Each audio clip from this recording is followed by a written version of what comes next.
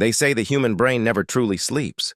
Even when your eyes are closed and your body lies still, parts of your mind remain awake, whispering, moving, acting. But what happens when your body obeys those whispers? When you walk, drive, or even kill, without ever waking up? This is the real story of Daniel Clark, a young man whose name became forever tied to one of the strangest and most terrifying mysteries in medical and legal history. A story where sleep itself became the weapon. It was a quiet night in May, in a peaceful suburb just outside Toronto, Canada.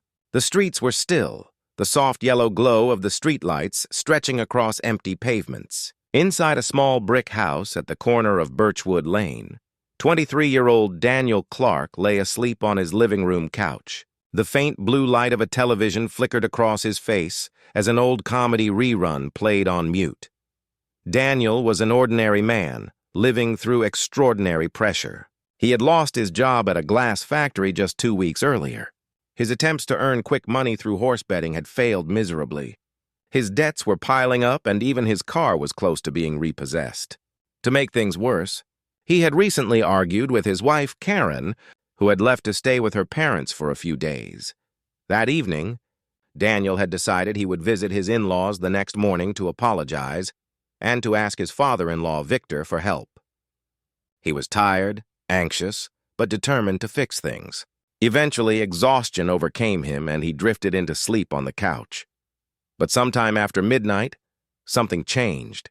Around 1:30 a.m., Daniel's body stirred. His eyes opened, but his mind did not.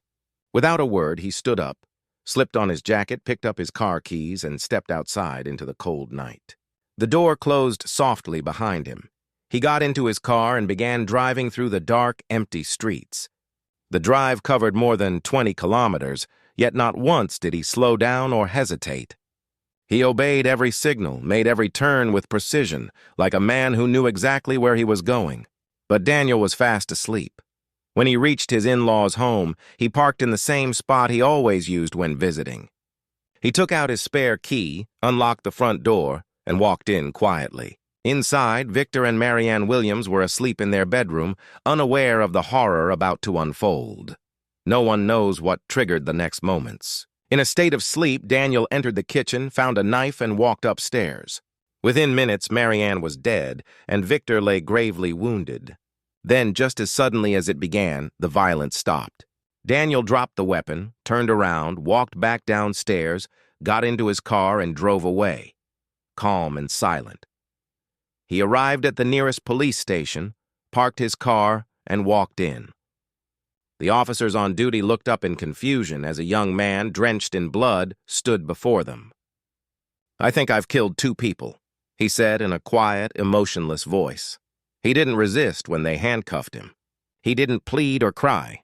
When questioned, he calmly described the entire sequence, the location, the knife, the drive, as if reciting a memory that wasn't his own. But when he woke up the next morning in a jail cell, Daniel asked a question that stunned everyone. "Why am I here?" When officers told him what had happened, he broke down in disbelief. He insisted he had no memory of leaving his home. It was as if an entire night had been erased from his mind. The investigation left everyone baffled. There were no signs of forced entry, no history of violence or mental illness. Daniel had always been polite, gentle, and close to his in-laws. There was no motive at all. But then detectives uncovered a strange detail from his medical history. Daniel had been a sleepwalker since childhood. His lawyer, Robert Klein, decided to have him examined by neurologists. Dr. Margaret Lane, a specialist in sleep disorders, studied Daniel's brain activity for several nights. What she discovered shocked even the medical community. During deep sleep, parts of Daniel's brain, those controlling movement and spatial awareness, stayed active, while the parts responsible for judgment and memory remained dormant. She explained in court, "When Daniel enters deep sleep, he partially wakes up. He can move, drive, and act, but he is not conscious. His mind is still asleep." The medical term for this was somnambulism, sleepwalking. The courtroom was packed with reporters and spectators. Was Daniel a murderer, or was he just a man trapped in his own nightmare? The prosecution insisted it was impossible to perform such deliberate actions. driving, unlocking doors, committing murder, while unconscious. "This man planned it," the prosecutor said. "No one kills while asleep." But then, the defense presented evidence that would change everything. Doctors had filmed Daniel in a sleep lab. In one episode, he got up from bed, opened a door, and even mimed starting a car, all while fast asleep. The jury watched the footage in stunned silence. The verdict came weeks later, not guilty. The court accepted that Daniel Clark had acted during a sleepwalking episode and was not in control of his actions. He was released, free in the eyes of the law, but haunted forever in his own mind. He lost his wife, his home, and his peace. He would often say later in interviews, "If I didn't do it, then who did?" It was a question he would never stop asking himself. Sleepwalking, or somnambulism, remains one of the most mysterious conditions known to science. It happens when the brain becomes stuck between deep sleep and wakefulness. The body acts, but the consciousness is gone. Some people talk, some cook, some drive, and some commit unthinkable acts. Doctors say it's caused by an imbalance in the sleep cycle, triggered by exhaustion, stress, medication, or genetics. If one parent sleepwalks, there's almost a 50% chance their child will too. If both do, the risk rises to 60%. Sleepwalkers often appear awake, but their eyes see nothing real. Their brains are in a dream, and their bodies simply act it out. In most cases, it's harmless, but in rare moments, it becomes deadly. Daniel's case isn't the only one. In 1997, an Air Force officer in the U.S., Stephen Fowler, claimed he killed his wife while sleepwalking. He insisted he had no memory of it. But unlike Daniel, he had tried to clean up the crime scene. The jury found that too deliberate. He was sentenced to life in prison. In India, back in 1957, a woman named Mira Amal jumped into a well with her baby while sleepwalking. She survived, but her child didn't. Initially convicted of murder, she was later freed when doctors proved her condition. It became a landmark case in Indian law. Even modern tragedies continue. In 2024, a 19-year-old college student in Mumbai fell from his 6th-floor apartment balcony while sleepwalking. His parents had seen him moments earlier, eyes open but completely unresponsive, climbing over the railing. Sleepwalking, though rare, can be deadly.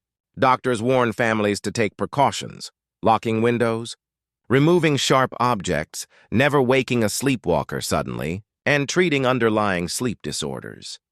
Scientists still struggle to explain how a sleeping brain can control such complex actions. During sleepwalking, the part of the brain that moves the body, the motor cortex, activates, while the prefrontal cortex, which controls logic and morality, remains asleep.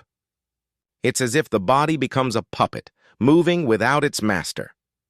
Years after his trial, Daniel Clark lives alone in a small coastal town. He avoids sleeping for long hours, terrified of what his body might do. He locks his bedroom door from the outside, hides the key in another room, and sleeps under the watch of cameras. He once said in a rare interview, "Every night, I pray that I never dream again." Sleep is supposed to be peaceful, a place of rest and safety. But for some, it's a shadow world where the mind loses control and the body becomes a stranger. The line between dream and reality fades away, and what's left is pure horror. Because sometimes the most terrifying monsters aren't born in nightmares. They are created by the mind itself, in that dark, silent moment between sleep and waking.